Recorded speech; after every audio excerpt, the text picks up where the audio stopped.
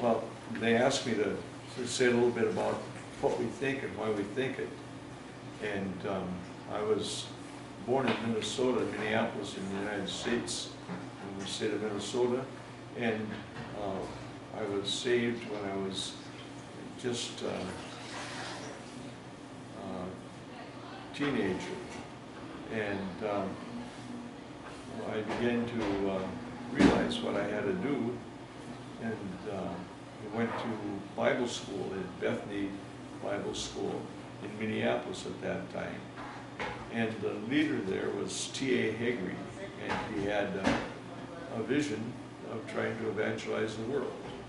Now, he knew he's not going to evangelize the world alone, but he thought he should do everything he could. And he talked to us about doing that. And so when I got to when I finished school, I was married, and I got a church in Canada. Then I went to Worldwide Evangelization Crusade in Minneapolis, and there I picked up stuff from their organization too, which had the same idea of evangelizing the world. And I guess that's kind of how I've been orientated, that we should do everything we can to win the world to Jesus Christ. And so when I got done,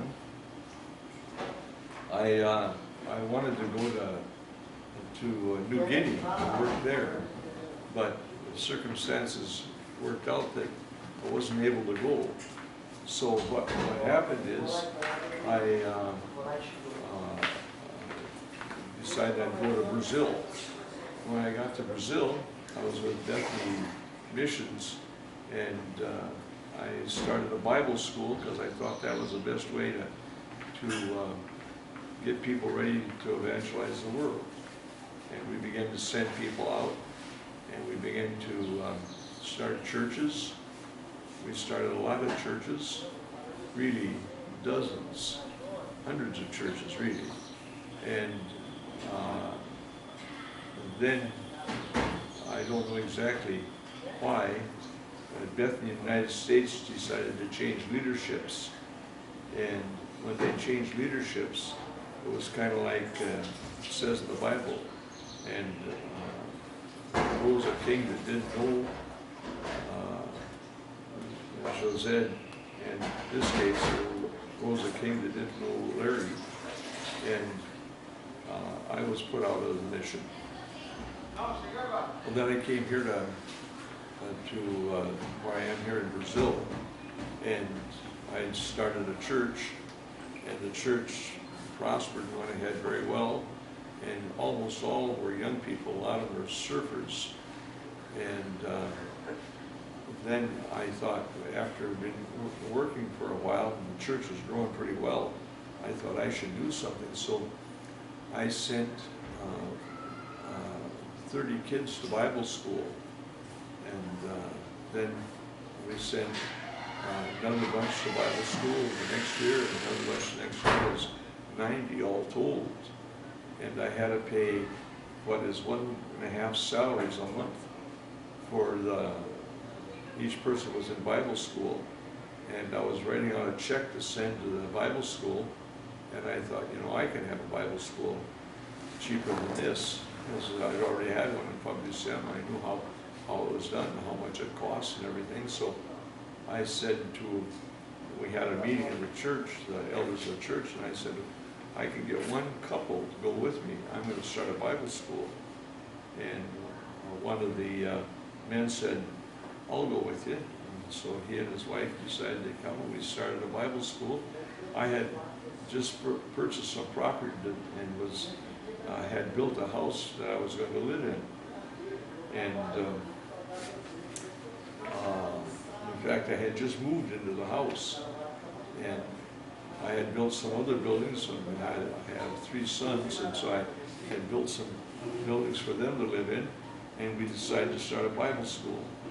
And so what happened is we have Bible school. The thing has just been growing and growing and growing, and we started, I think about 26 people, and now we're have grown.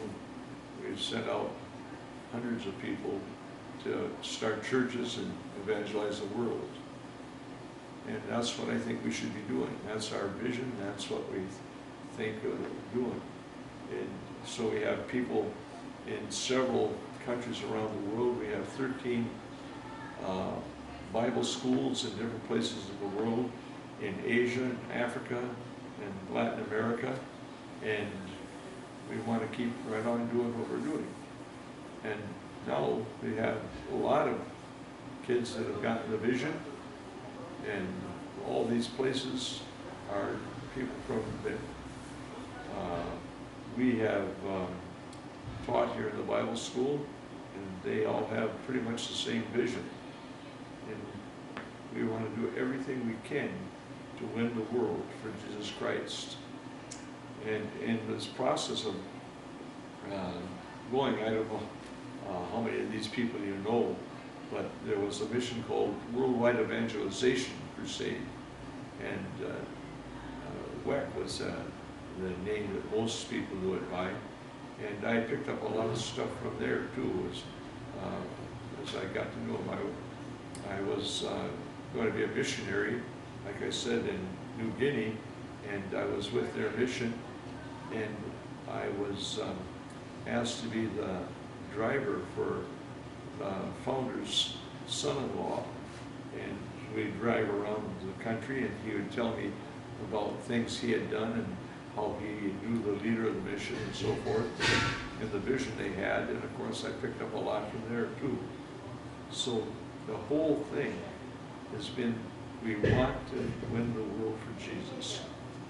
We aren't going to do it alone, of course, but I feel that we have a responsibility to do everything we can to win the world for Jesus. So that's what we're doing. And that's the vision we're trying to give these kids that we have a contact with, that they'll do the same thing.